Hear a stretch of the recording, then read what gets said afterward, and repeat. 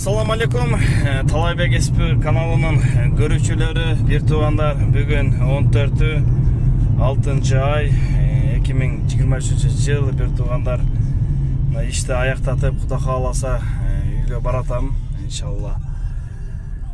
Питерде болсо ушундай